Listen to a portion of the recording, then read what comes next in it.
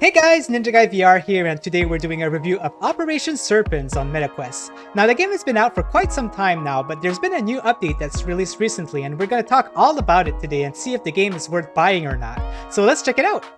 Operation Serpens is an arcade action shooter that is available for $25.99 Canadian on MetaQuest via AppLab, Steam, and the game recently got ported over to PSVR 2. Not only that, but the game is cross-play across all platforms, so no need to buy it on different platforms to play with your friends. The game was developed by Jinra Tech and published by VR Kiwi, who has excellent titles such as Tilt, Towers and Powers, and Cave Digger 1 and 2.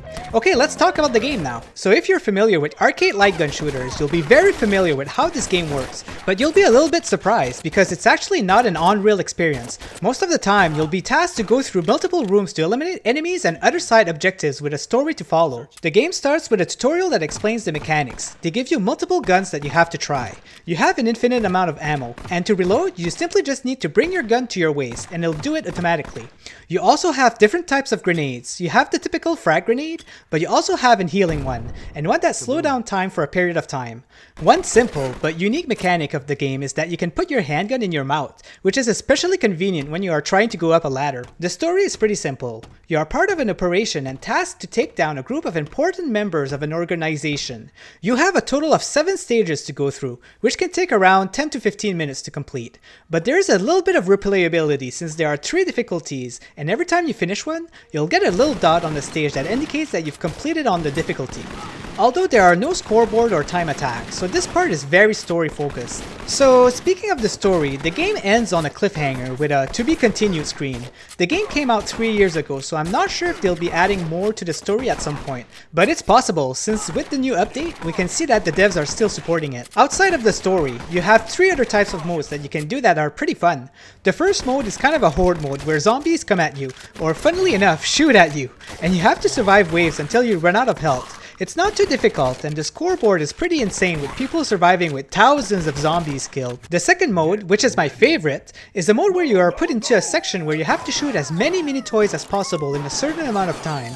You get 3 chances, and your score gets accumulated to be put on a daily leaderboard. You can see that there's still a lot of people playing the game as of today since I gave it a try, and it still only ended up around the 40th place in the leaderboard. I believe that you can get an extra score if you accomplish headshots, but it can be pretty hard, especially since some of them are pretty far. And the last mode is multiplayer. I tried to find people to play with, but unfortunately I wasn't able to find anyone. But in this mode, you have to survive waves of enemies again. But every time you finish a wave, more sections of the level gets unlocked, so you get to explore more. I could see this mode definitely being more fun with people since you can die pretty easily alone. The new update had some nice addition, and here they are. It's mentioned that there's been some enhanced performance. And like I mentioned, they now have cross-play integration to play with different platforms.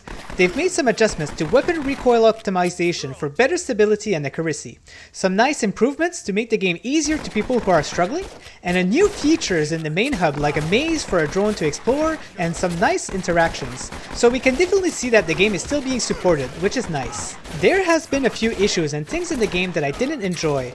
The first issue, which isn't too bad, but sometimes when you do your first shot at the start of the level, there will be a 1-second lag for some reason. The game takes a while to register that shot. Sometimes when the enemies shoot at me, there will be this big loud static noise that doesn't sound like a gunshot at all, which can be a little annoying to my ears.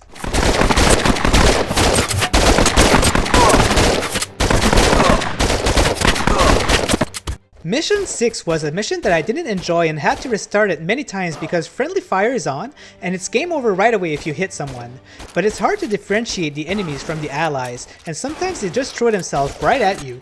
I think that I would have enjoyed that one a little more if friendly fire was turned off. Even though the recoil has been adjusted in the new update, I find it strange that I can have 2 automatic rifles equipped and can aim at the enemies without too much issues.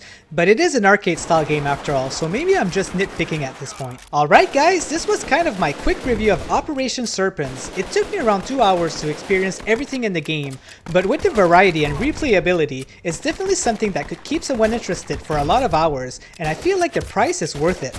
If you feel like tackling an arcade shooter on the side and feel like what I've talked about seems like a fun concept, definitely go for it. Thanks for watching, don't forget to hit that like button, subscribe if you enjoy my content, as this is the best way to support me at the moment, and give me a comment if there's any specific game you'd like me to review.